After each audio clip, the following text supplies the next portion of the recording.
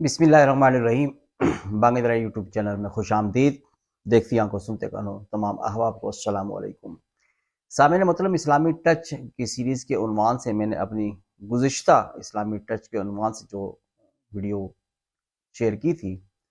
اس میں مختصراً میں نے یہ بتایا تھا کہ اسلامی معاشرہ اور غیر اسلامی معاشرہ کیا ہوتا ہے اور ان دونوں میں کیا چیزیں نمایاں فرق ہو سکتی ہیں۔ اس سلسلے میں میں نے اپنی گفتگو کا آغاز کیا تھا۔ میں نے اس میں ایک لفظ استعمال کیا تھا کہ جو اسلامی معاشرہ ہوتا ہے وہ ایک نظریہ حیات کے تحت زندگی گزارتا ہے،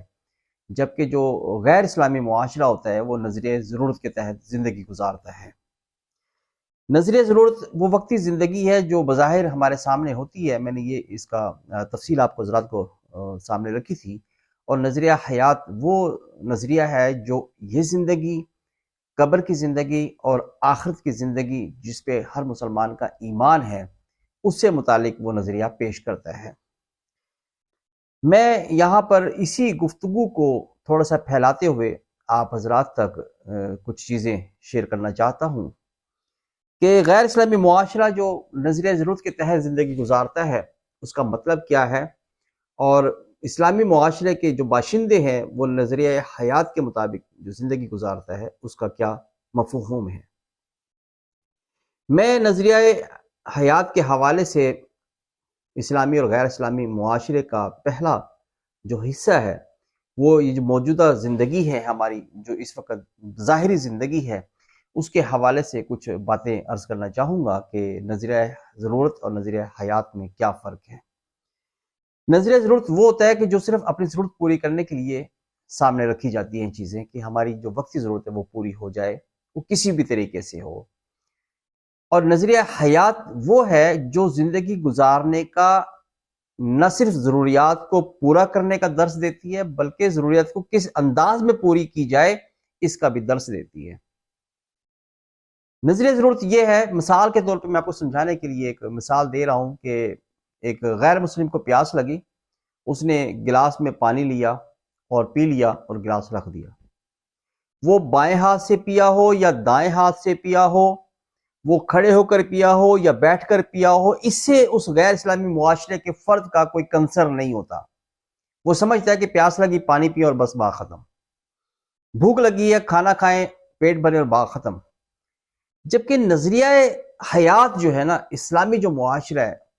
وہ نہ صرف نظریہ ضرورت کو پورا کرنے کا سبق دیتی ہے بلکہ اس کو کس طرح سے پورا کیا جائے یہ بھی ایک باقاعدہ تعلیم کی صورت میں انسان کو سکھاتی ہے۔ کیوں سکھاتی ہے، اس کی ضرورت کیوں پیش آئی، یہ ایک بہت بحث طلب ایجنڈا ہے جس کو سمجھانے کے لیے میں آپ ایک چھوٹی سی گفتگو آپ حضرات کو ایک مثال دینا چاہوں گا اس اپنے موضوع کو پھیلانے سے پہلے، کہ جب آپ کسی اسکول میں کسی بچے کو داخل کرواتے ہیں، شاید میں نے پہلے بھی کسی ویلاگ میں یا کسی بھی اپنے ٹچ کے اندر یہ بات مثال کے طور پہ پیش کی ہوگی، تو اسکول کوئی بھی ہو مقصد اس کا تعلیم دینا ہوتا ہے، اور بکس اور سلیبس اگر جیسا بھی ہو تو آپ کا اسکول کوئی بھی ہو، لیکن آپ دیکھتے ہیں کہ کس اسکول کا ماحول اچھا ہے، کس اسکول کی ڈریسنگ اچھی ہے، کس اسکول کی بلڈنگ اچھی ہے، یہ چیزیں بھی آپ کو دیکھنا پڑتی ہے تعلیمی سلیبس کے ساتھ ساتھ۔ کیوں دیکھنا پڑتی ہے، وجہ کیا ہے؟ اگر سلیبس تمام اسکولوں میں ایک جیسا ہے تو کیوں دیکھنا پڑتا ہے کہ اسکول کی ماحول اچھا ہو، اسکول کی یونیفارم اچھی ہو، اسکول کی بلڈنگ اچھی ہو؟ کیوں؟ آپ سمجھتے ہیں کہ ان چیزوں کا بھی بچے کی زندگی پر اثر ہوتا ہے۔ تعلیم تو ایک ہی ہے، پڑھانے والے شاید اساتذہ کا معیار بھی ایک ہو، شاید وہاں پر جو ٹائمنگز ہے پڑھانے کی وہ بھی ایک ہو، لیکن آپ سمجھتے ہیں کہ بچے کی تعلیم کے ساتھ ساتھ یہ چیزیں بھی اس کی زندگی میں اثر انداز ہوتی ہیں۔ اس لیے آپ کو دیکھنا پڑتا ہے بچے کے اسکول میں داخلہ کرواتے وقت کہ بچے کے تعلیمی معیار کے ساتھ ساتھ یہ ماحول کا معیار بھی اچھا ہونا چاہیے، اس بچے کی زندگی میں نظم و نسق ہونا چاہیے، ڈسپلن ہونا چاہیے تعلیم کے ساتھ ساتھ، تو ہی بچے کی ایک شخصیت، ایک مکمل شخصیت بنتی ہے۔ یہی وجہ کہ آپ ان چیزوں کو دیکھتے ہیں تعلیم کے ساتھ ساتھ۔ اسی طرح اسلام جو ایک مکمل ضابطہ حیات ہے، انسان کی زندگی گزارنے کا ایک مکمل جو ہے انسائکلوپیڈیا ہے،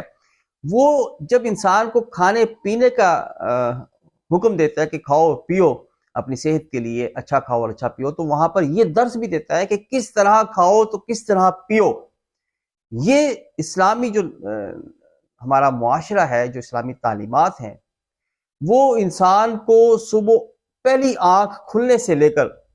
اور آخری رات کے وقت، ساری دن کی مصروفیات کے بعد سونے کے وقت تک آپ کو ایک تربیتی لائحہ عمل دیتا ہے کہ کس طرح اٹھنا ہے اور کس طرح سونا ہے، اور اس کے درمیان تمام جو مصروفیات ہیں اس کا بھی ایک طریقہ کار ہے۔ میں اپنے اسلامی ٹچ میں یہی چیزیں انشاءاللہ اسلامی اور غیر اسلامی معاشرے کے تقابل کے ساتھ آپ حضرات کے سامنے پیش کرنے کی کوشش کروں گا، اور میں پہلے بھی کہہ چکا ہوں، چونکہ میں ایک عالم یا اسکالر نہیں ہوں، بلکہ علماء کرام سے، اساتذہ کرام سے جو چیزیں سیکھی ہوتی ہیں اسی کو ریپیٹ کرنے کی کوشش کرتا ہوں۔ کمی کوتاہی پہ آپ حضرات دوست احباب کے میں اصلاح کی طرف سے ہمیشہ خوش آمدید کرتا رہوں گا، تاکہ میری کوئی غلطی ہو تو مجھے اس کی نشاندہی کی جائے۔ غیر اسلامی معاشرہ پانی پی لیتا ہے، میں نے آپ کو بتایا، گلاس اٹھایا، پانی پیا اور رکھ دیا۔ اسلام ایک طریقہ بتاتا ہے، مثال کے طور پہ اسلام کہتا ہے کہ پانی پئیں،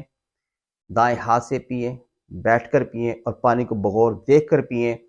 ٹھیک ہے، اور کم سے کم 3 سانسوں میں پئیں، آرام سے پئیں۔ تو یہ طریقہ کار ہے پانی پینے کا۔ کیوں؟ میں نے آپ کو مثال دی ہے کہ اسکول کے بچے کی، یہ جو پانی پینے کا سٹائل ہے نا، پانی پینے کا جو انداز ہے، جو اسلامی ہمارے مذہب نے دیا ہے، ہمارے اسلامی مذہب نے دیا ہے، اللہ کے رسول صلی اللہ علیہ وسلم نے ہمیں طریقہ کار بتایا ہے، اس کا یقیناً زندگی پہ اثرات ہیں۔ پانی پی رہے ہیں لیکن اس انداز میں پی رہے ہیں جس انداز میں ہمارے نبی کریم صلی اللہ علیہ وسلم نے بتایا ہے، اسلام نے ہمیں بتایا ہے، اس کے بھی زندگی کے اوپر اثرات ہوتے ہیں۔ میں ابھی اس گہرائی میں نہیں جاتا کہ اس طرح پینے سے ہمارے پاس جو میڈیکلی ہمیں اس کے کیا فائدے ہیں، یہ میں ابھی اس گہرائی میں نہیں جاتا، لیکن وہ بھی کچھ باتیں میں نے سنی ہیں معاشرے میں اور ثابت بھی ہوئی ہیں کہ اس کے اثرات ہوتے ہیں۔ میں ابھی اس طرف نہیں جا رہا، ابھی میں صرف یہ فرق آپ حضرات کے سامنے رکھنا چاہ رہا ہوں کہ ایک روٹین کی زندگی گزارنے میں غیر اسلامی معاشرہ کس طرح سے نان ڈسپلن مطلب ہے طریقہ کار اختیار کرتا ہے، اور اسلامی معاشرہ آپ کے کھانے پینے کے لیے کس طرح آپ کو ڈسپلن کرتا ہے۔ ابھی صرف میں آپ کو ان چیزوں کا ڈفرینسیشن کر کے آپ کو بتانے کی کوشش کروں گا۔ پانی پینے کا طریقہ میں نے آپ کو بتا دیا ہے، اس طرح کھانا کھانے کا طریقہ بھی بتا دیا ہے کہ دسترخوان پہ ہو، ٹھیک ہے، بیٹھ کے کھائیں، اور دائیں ہاتھ سے کھائیں، اپنے آگے سے کھائیں، دوسروں کا خیال رکھتے ہوئے کھائیں۔ اس طرح بہت ساری چیزیں اگر آپ علماء کرام کی صحبت اختیار کرتے ہیں تو آپ کو وہاں پر یہ چیزیں ملتی ہیں۔ غیر مسلم جو ہے وہ کیا ہے؟ برگر لے رہا ہے، کھانا لے رہا ہے، چل رہا ہے، چلتا پھرتا کھا رہا ہے، اٹھتا بیٹھتا کھا رہا ہے، کھڑے ہو کے کھا رہا ہے، ٹیبل پہ بیٹھ کے کھا رہا ہے، اس کے ہاں کوئی طریقہ ڈسپلن نہیں ہے۔ وہ معاشرے کے وقتی رجحان کو دیکھتے ہوئے اپنے آپ کو اپ گریڈ کرتے ہوئے یہ کہتا ہے کہ جی آج کل چونکہ یہ سٹائل ہے تو اس طرح سے کھایا جانا چاہیے۔ اسلامی تعلیمات کا سٹائل وہی ہے جو آج شروع سے اب تک کہ بیٹھ کے کھانا چاہیے۔ ہاں